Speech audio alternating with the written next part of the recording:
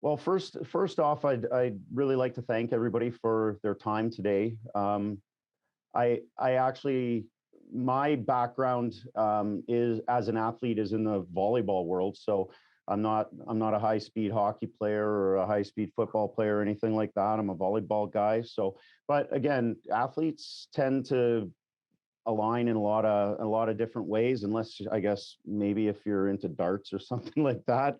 Um, and it's an individual sport. I think team sports all very much align with each other. And it's as we go through the presentation today, I think that hopefully by the end you'll see, with Jay's input, you'll see that a career in policing has a lot in common with a career as an athlete. So that's our goal today as we kind of move through this presentation. So hopefully I can get things to work the way I want them to. So we introduced ourselves already. As we stated before, my name is Dan Mills, and with me is Mark.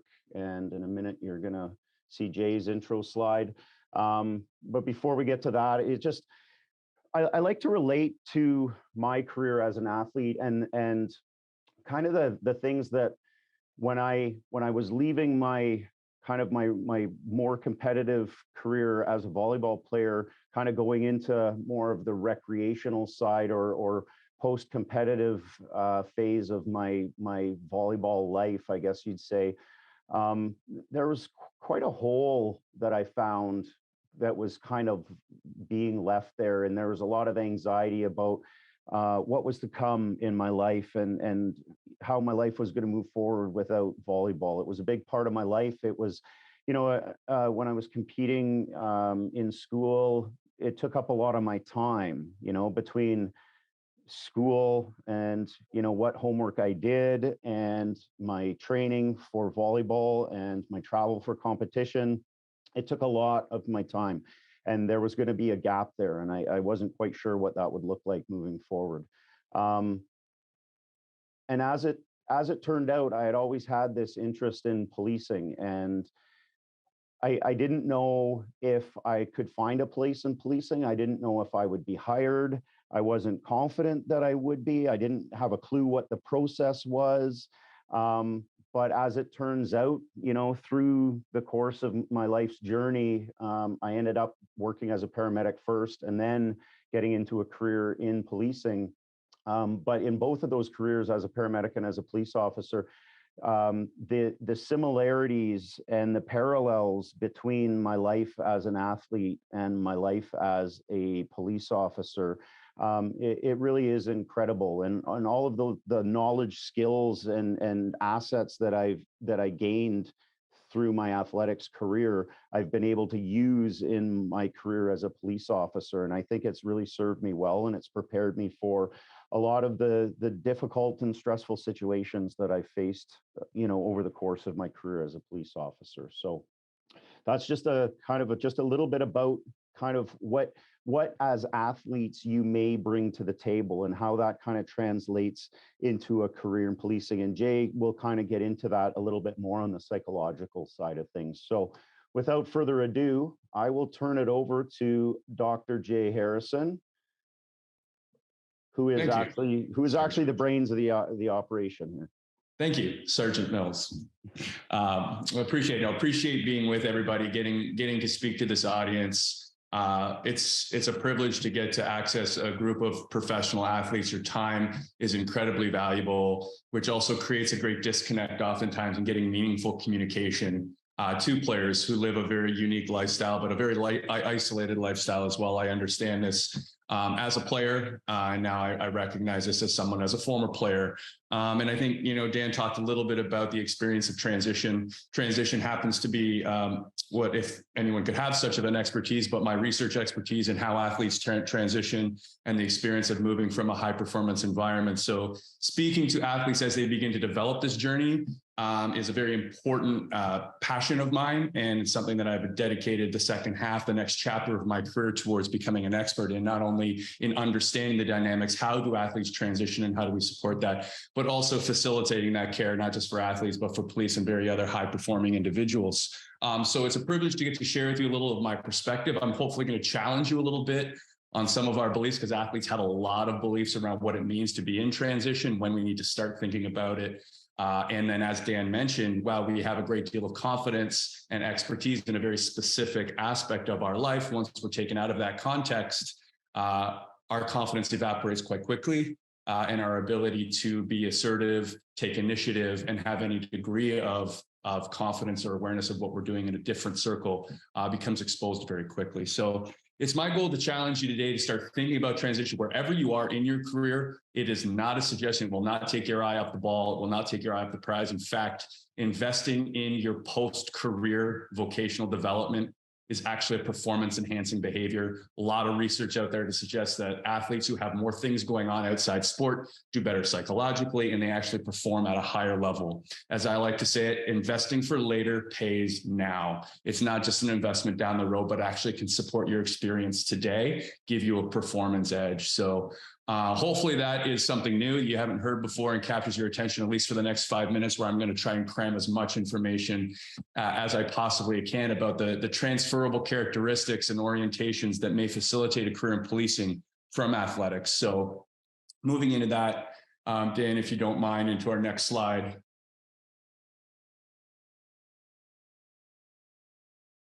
I like to talk about, transition when we start thinking about what else might I like to do, what might else I excel at doing, what might I be successful, is we have to look at the elements that support our lifestyle priorities and our vocational incentives. This is how we develop foresight for the future. And for that, we really have to recognize what's important to us in our personal life. We call those our lifestyle priorities, but also as far as our vocational incentives, right? How do I actually get paid in the workplace? A lot of people, assume just going to work and getting money or benefits is the way people get paid, but there are a vast number of ways, especially athletes, get paid, and it's not those traditional things you think. We have a very insecure profession, and wealth is reserved for the very top of those. The rest of us are in it for a very, very different reason. The fraternity, all right, the component of actually being a leader and other aspects. So I wanted to frame our conversation on, as we think about transition, we need to think about our lifestyle priorities, our vocational incentives.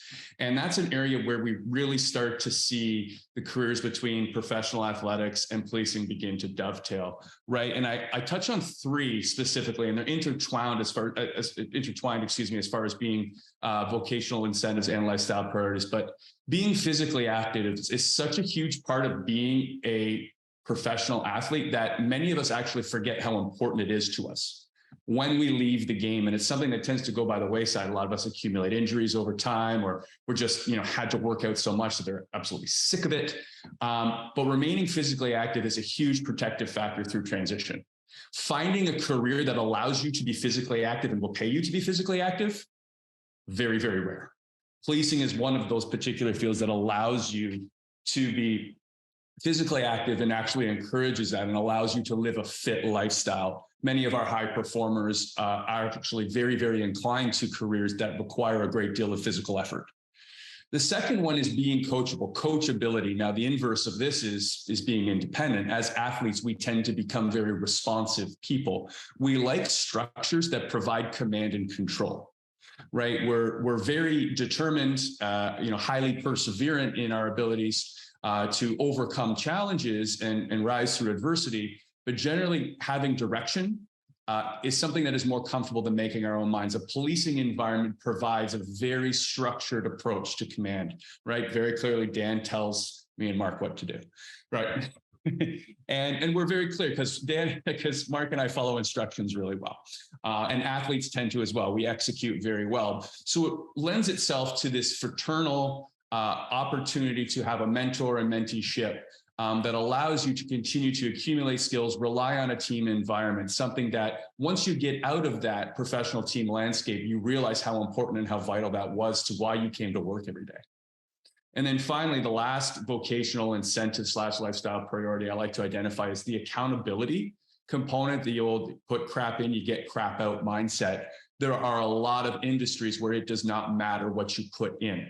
Everyone gets the same.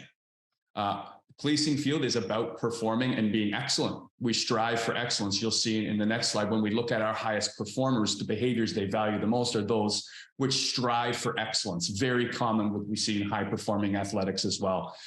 We not only want to be the best, but we're incredibly conscientious of how we do what we do. We take immense pride in that, and we get more by doing more. And that is a very common theme we tend to see with those who thrive in a policing environment. So setting the table there, you may recognize, holy smokes, those are all those things that, I actually really, really love about sport too. And recognizing that there are strong corollaries with a career in the OPP is a great starting point.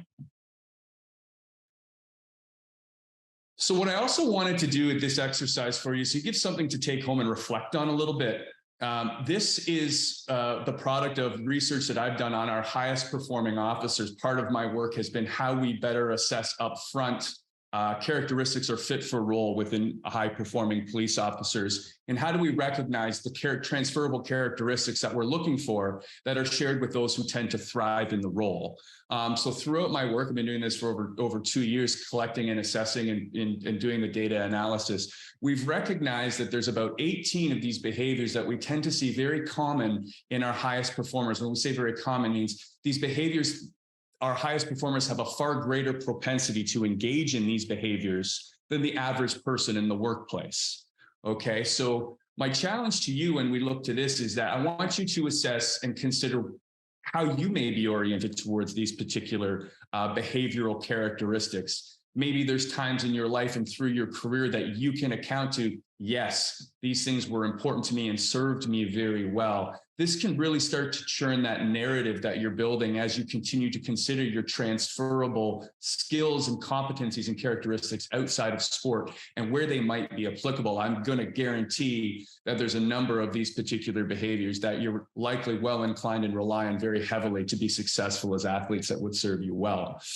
So very quickly, I'll take you through our highest performing, we call the competency teamwork straight up. It's an orientation to be fraternal, highly accountable in their work, and humble.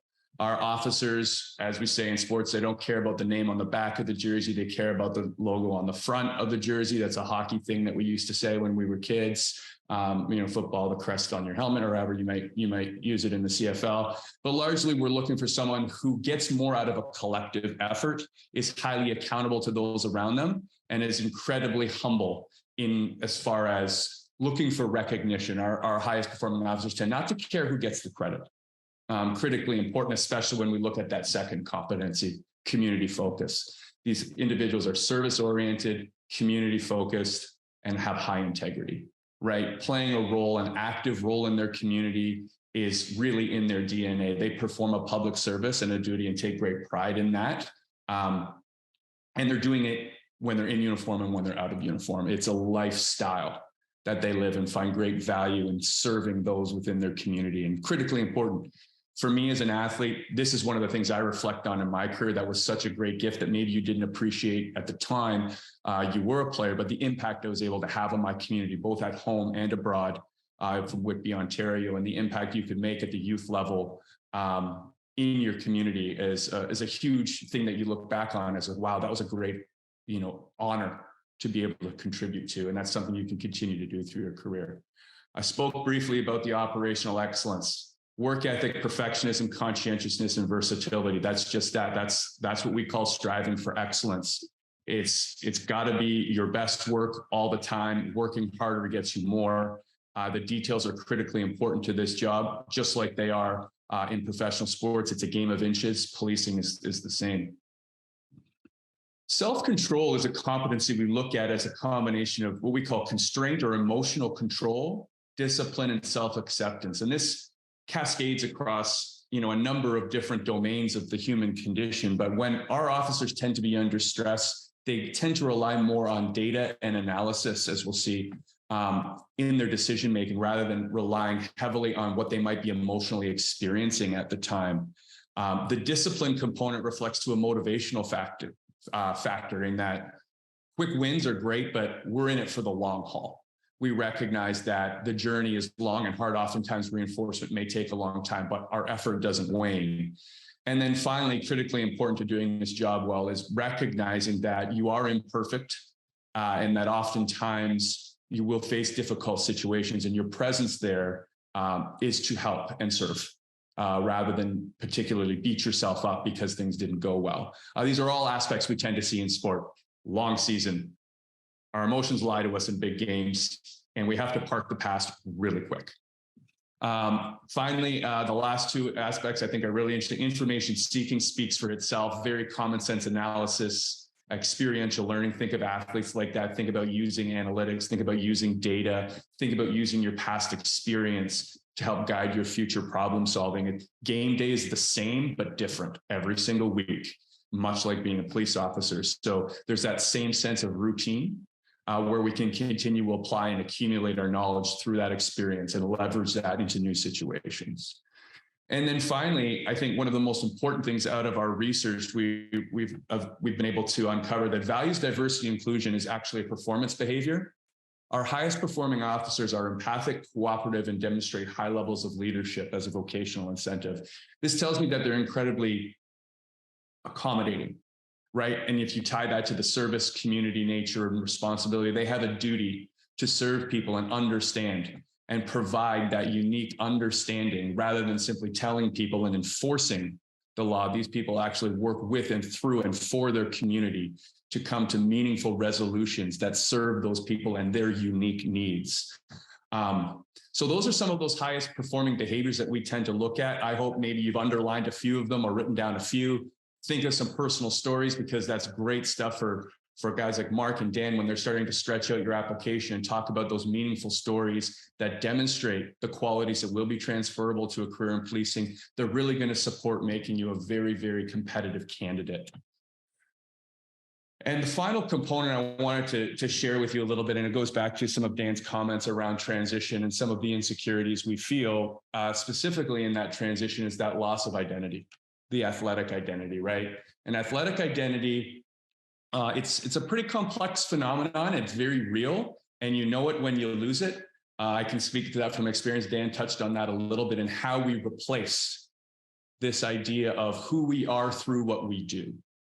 And I've noticed that law enforcement identity and athletic identity are very similar in that oftentimes police transitioning out of policing, athletes transitioning out of sport experience similar difficulties, because there's a lot of commonalities between how we identify ourselves and what we do. Athletic identity and law enforcement identity have a social component, right? You identify as what you're seeing. There's a public perception of what a police officer is and does, the same way there is an athletic one. But there's also an exclusivity associated with both identities, in that you tend to only operate in circles of people who are similar to you, right? And this could potentially be a problem as we transition out of sport, in that we haven't expanded our network, right? Which has also limited our perspective of what we might be able to think we could be. And then finally, it's the negative affectivity. And this is the big one as it relates to things like mental well-being and mental health, is that negative affectivity is how we ride the emotions of our performance. Played well, feel well. Played like crap, feel like crap, right? How we are tied to that wave through our performance is a huge component of how important that athletic identity is. And law enforcement is the same. There's a competition component to it. So recognizing that those are aspects that we're going to be looking at repurposing our athletic identity and reinvesting it into something new. Law enforcement, while it still has some of the same challenges athletes work through, it has some meaningful transferable spots where a lot of those things can be repurposed, repackaged, and integrated into a future self, vocational self, that has a sustainable future and great meaning and purpose as well. So hopefully there was at least something in there that you found supportive or helpful, whether that's along your transition and where you're going. Maybe it helped you connect some of your experiences to a career in policing, or maybe even stimulated a few reflection points. Again, happy to follow up with anyone on any further questions or dig deeper on some of the things that I talked about. It's my hope you started to see a little bit of how much you have to offer, no matter what you choose to do. But we'd love you at the OPP. Now we'll transition to a little bit about the OPP, now that Jay's given us a little bit of a look into kind of some of the similarities between policing and career in athletics. Who is the OPP? Some of the players might be familiar with the OPP if they're playing in Ontario, competing in Ontario. We are the provincial police for the province of Ontario. We are the second largest police service in Canada. We, next to the RCMP, we have over 5,500 uniform officers. So those are our frontline officers who are pushing cruisers in all of our communities. Those are our drug enforcement officers. Those are specialty units. Those are forensic identification units. So there's a number of different roles within the OPP, and all of those roles count toward that nearly 6,000 uniform officers. We also have civilian members within our organization as well. So again, if you're maybe you're thinking, you know what, policing isn't for me, but I would like to be involved in the OPP to some degree on some level. We do have civilian data entry people. We do have dispatchers and call takers. We do have administrative staff at all of our work locations. And even for, say spouses of athletes who are interested in a career in policing, that might be an option as well for a spouse of an athlete who wants to transition into a career in policing. So these are things that I guess, we could be mindful of moving forward in our decision-making process. We also have an auxiliary program, which is a volunteer program. There's an application process for it. So it's not just anybody can do it. You have to be selected to do it. You do receive some specialty training as an auxiliary member. And you can see on the slide, there's a couple of our auxiliary members there, very much uniformed like our uniform members, except they have a lighter shirt to identify them as an auxiliary member. And like I said, it's a volunteer position, but I started out my career as an auxiliary member. I found it was a great launch pad into the career of policing. I got to do a lot of community service. I got to get a lot of interesting police-oriented knowledge and training. I got to work with officers and ask them tons of questions while I was working with them. I got to be involved in a lot of community events and do a lot of volunteering. So it was a really great opportunity for me to, really be sure if I was really interested in a career in policing and if it would fit, right? So a lot of people use that as a bit of a launch pad into the career.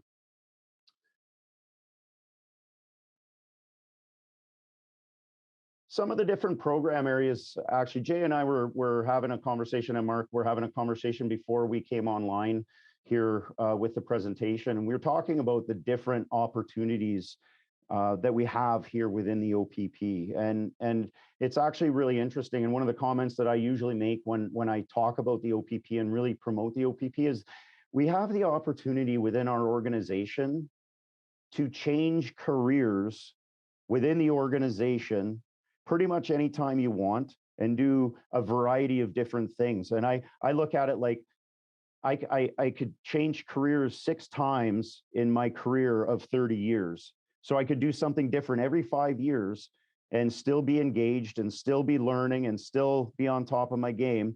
And then the career is gone in a flash, in a heartbeat.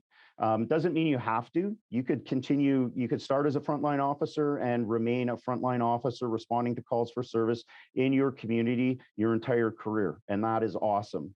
Right? But there are a lot of different opportunities, and you can see on the slide some of those opportunities. This isn't a comprehensive list. It's just kind of a snapshot, an idea of some of the more interesting things, maybe like our tactics and rescue unit. We have a training unit, entire units dedicated to training our members, underwater search and recovery, technical traffic collision investigation, drug enforcement, canine, highway safety stuff like breath analysis. We have behavioral sciences. We have a whole Indigenous policing bureau. So there's a lot of different opportunities in a lot of different areas. And with technology growing the way it is in society, we have there's a whole broad spectrum of different ways you can get involved in technological investigations and different things on the tech side of the house as well. So there's lots of great opportunities within the organization. So with this slide, it's just a kind of a brief overview of what the organization has to offer as far as compensation goes. So financially, quick snapshot, a couple years down the road after you've been hired and you get some experience as a police officer, you'll be what we consider a first-class constable, and you'll be making over 100,000 a year. Okay, which is a pretty competitive salary. I don't know that you'll get rich, but it's definitely going to sustain you and help you look after yourself and your family. We do have a pension.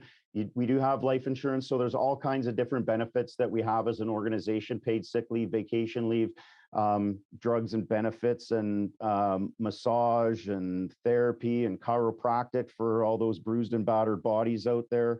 So we can continue to look after ourselves, right? And we also have a lot of support for mental health specifically. So we get, actually, in our benefits package, we get 100% coverage for all of our mental health services that we may need to access. So, which is a great asset to make sure that we, are solid and steady throughout our 30-year career.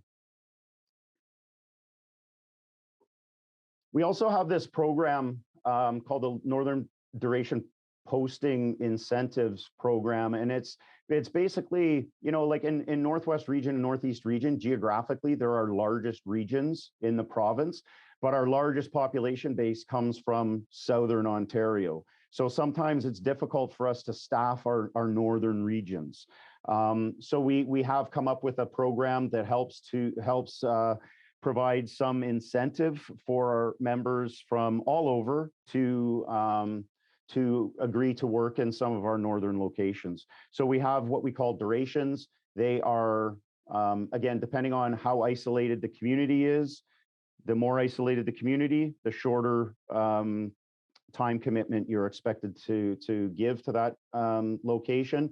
And we do have a financial incentive that kind of goes along with that. I can go further into depth if anybody has any questions on this and they want to reach out and get in touch.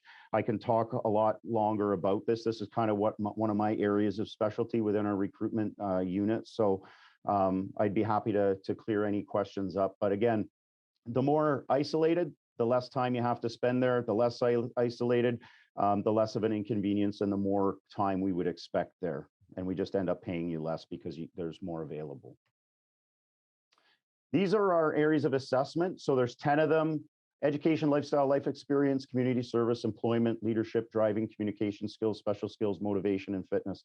So these are areas that we find that as we kind of take a look at an applicant's application, these are areas that we really kind of dive into to see what the complete picture is. Not one of these areas of assessment stands above any of the other ones, but together they all kind of come together to make the complete person that's applying. Okay, so it's important that we pay attention to all of them. Some of them you may not be as strong in, and some of them you may be stronger in. But like I said, there's a balance there, and this collective of all 10 areas of assessment makes the person who they are. So this is kind of how we assess each individual candidate, and these are the areas that we look at. Our website is opp.ca/careers. On the left-hand corner of the image of the slide, you can see that there's a QR code there. I believe that we've included the QR code with all of the CFL correspondence that we have out there. So it's just another piece of this presentation, just to make sure it's there on the screen for you. If you want to open your camera, scan it and go to what we call our link tree. It gives you links to all of our social media, our web page, our frequently asked questions. I have a podcast on there, as well as our constable information booklet. So all of that is accessible through that QR code. And that's all I have for you. Well, that's a heck of a lot of great information there, Sergeant Dan. Thank you very much for that. And Jay, for yours from a psychological profile, and Mark, for you for putting us all together. So as you're listening and watching this podcast and questions are percolating through your mind, where do we go next, guys? I'm watching this and I'm interested. Where's the next contact? Anybody here I should contact, or a specific email address? uniformrecruitment@opp.ca is our generic email address. And that's a very generous offer, Dan. Thank you very much for that. I'd also encourage the guys, you could also reach out at academy@cflpa.com, and we can have that initial talk and do any sort of initial filtering just to make sure that, it's a good time to get in touch with Sergeant Dan. So on behalf of the Academy, guys, thank you so much for the information today. It sounds like an exciting career. Should I be 30 years younger, I think I would be applying myself. Okay. Thank you all very much. Thank you so much. Thanks for your time. Thanks, Scott. Appreciate you very much.